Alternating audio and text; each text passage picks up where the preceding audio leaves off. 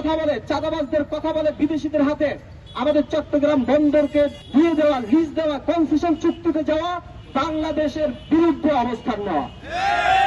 কাজেই সরকারের এই যে উদ্যোগ, এই উদ্যোগ বাংলাদেশের ছাত্র সমাজ কখনোই মেনে নিতে পারে না, আমরাও মেনে নিব না।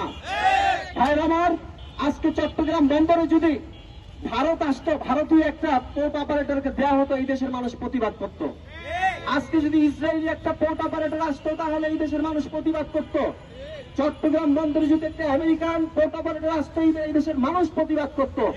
কিন্তু এই দেশের মানুষকে এই দুর্নীতির চাঁদাবাজের ট্যাবলেটের কথা বলে এই যে ডিপি ওয়ার্ল্ড আনা হচ্ছে, সেই ডিপি ওয়ার্ল্ডের সাথে ভারতের একাধিক চুক্তি আছে, ইসরায়েলের একাধিক চুক্তি আছে, আমেরিকার একাধিক চুক্তি আছে।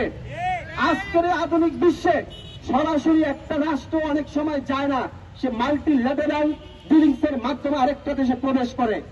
অতএব বলতে চাই, এই ডিপি ওয়ার্ল্ডের সাথে এই ডিপি ওয়ার্ল্ড যদি ডিপি ওয়ার্ল্ড এবং এপিএম টার্মিনাল চট্টগ্রাম বন্দরের লিজ পায়, কনসেশন পায়, তাহলে এর মাধ্যম দিয়ে মূলত ভারত আমাদের চট্টগ্রাম বন্দরে অবস্থান করবে। এপিএম টার্মিনাল এবং এই ডিপি ওয়ার্ল্ডের মাধ্যমে মূলত ইসরায়েল আমাদের চট্টগ্রামে অ্যাক্সেস পেয়ে গেল। এই এপিএম টার্মিনাল এবং ডিপি ওয়ার্ল্ডের মাধ্যমে আমেরিকাকে একটা সব ঘাঁটি দেওয়া হলো। আমরা বেঁচে থাকতে এটা হতে দিব না, হতে দিতে পারি না।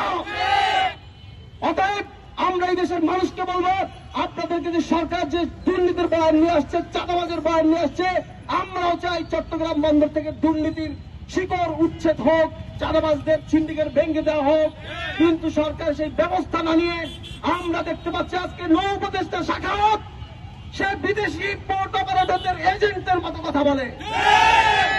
আজকে আমরা দেখতে পাই ব্রিটেন নির্বাহী আশিক চৌধুরী, আপনাকে কোনোদিন আমরা বাংলাদেশে দেখি নাই, হঠাৎ করে বিদেশ থেকে এসে আপনার কথাবার্তা আচরণে মনে হচ্ছে আপনি বিদেশি অপারেটরদের এজেন্ট। আপনারা বাংলাদেশি হতে শিখুন, আর যদি বাংলাদেশি হতে না শিখুন তাহলে যেখান থেকে এসেছেন সেখানে চলে যান। বাংলাদেশকে বিক্রির চেষ্টা করবেন না। এদেশের জনগণ বাংলাদেশ বিক্রির চেষ্টা মেনে নেবে না।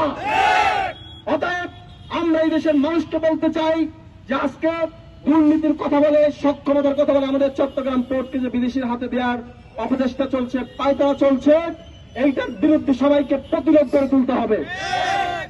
এবং আমরা দেখতে পাচ্ছি অভিযোগ আছে যারা দুর্নীতি বা চাঁদাবাজের কথা বলেন, শাখাওয়াত, এই নৌ উপদেষ্টা শাখাওয়াতের ছেলের নামে অভিযোগ আছে, সে ওই জায়গায় সিন্ডিকেট করে তুলেছে।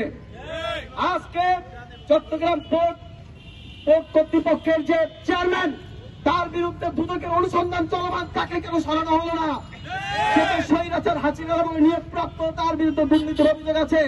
অন্তর্বর্তী সরকার, শাখাওয়াত, আজকের এই আশিক চৌধুরী যদি এতই দুর্নীতির বিরুদ্ধে অবস্থান হয়, এই মনিরুজ্জামান যে চট্টগ্রাম পোর্টের বর্তমান চেয়ারম্যান, তাকে কেন সরানো হলো না তার বিরুদ্ধে এত অভিযোগ থাকা সত্ত্বেও? কাজে এইগুলো আমরা মনে করি এগুলো মানুষকে মোয়া খাওয়াচ্ছে, দুর্নীতির মোয়া খাওয়াচ্ছে। এর পিছনে ভূ রাজনৈতিক উদ্দেশ্য আছে। মাধ্যমে টার্মিনালের মাধ্যমে একটা মহল আমাদের পোর্টে ইসরায়েলকে অ্যাক্সেস দিতে চায়, ভারতকে অ্যাক্সেস দিতে চায়, আমেরিকাকে অ্যাক্সেস দিতে চায়। আমরা এটা মেনে নেব না ইনশাআল্লাহ।